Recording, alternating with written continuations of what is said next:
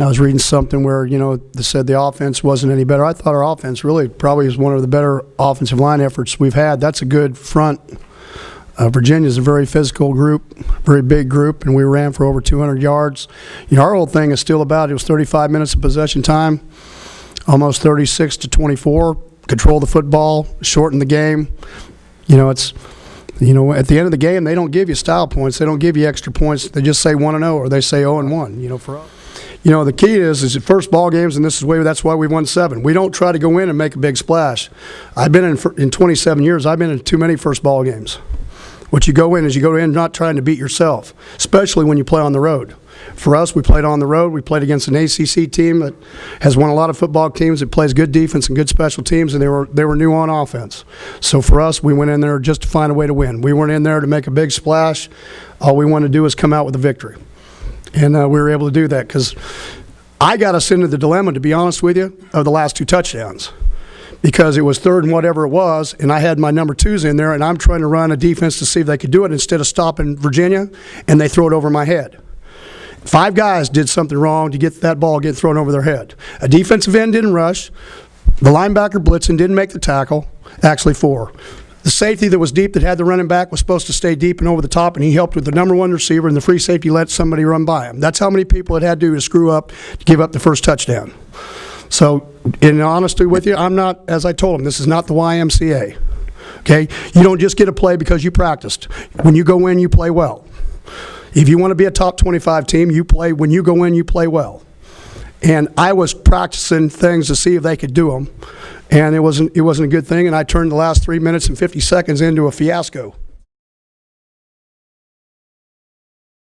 But my worry is about TCU. I'm more worried about how do we can do it, how do we practice, how do we get better, how do we learn, because we've got a lot of young players. I think we played somewhere between 12 and 15 redshirt freshmen and true freshmen in that ball game Saturday.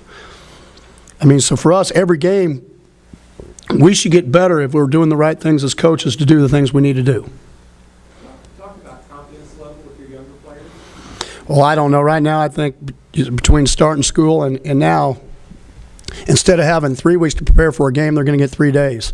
So I could probably tell you they're by the time they get to Thursday, they're going to wonder what they got into, because game plans are playing base defense and playing base offense are one thing, then getting ready in 3 days and doing all the things we do both sides of the ball is another. So it'll be interesting to see how they handle today as a younger football team. Last year's football team didn't have a problem coming into week 2. It's going to be a great challenge. They had 2 weeks to prepare. They have 2 guys on offense that were graduate assistants here. In fact, a lot of their offense is a lot of same things that we do. So, they know us very well. They know how we call things. They were here for 3 years, and give them 2 weeks to prepare with all that. I can tell you it'll probably be a barn burner, to be honest with you.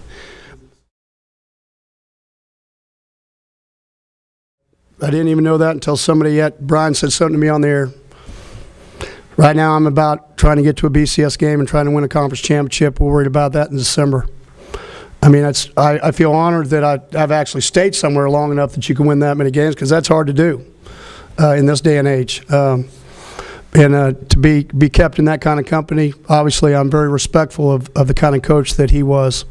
For us right now, by the time I got back to the locker room, because I have really good graduate assistants, I already had the computer sheets from Texas State all the way home. I did those, and I worked on the game. I had my laptop and went on, and I got home.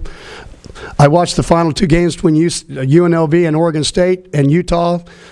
I put in my vote for the coaches poll, and then I went to bed, and 9 o'clock the next morning I was at the office grading the film on offense and special teams, and then I changed over.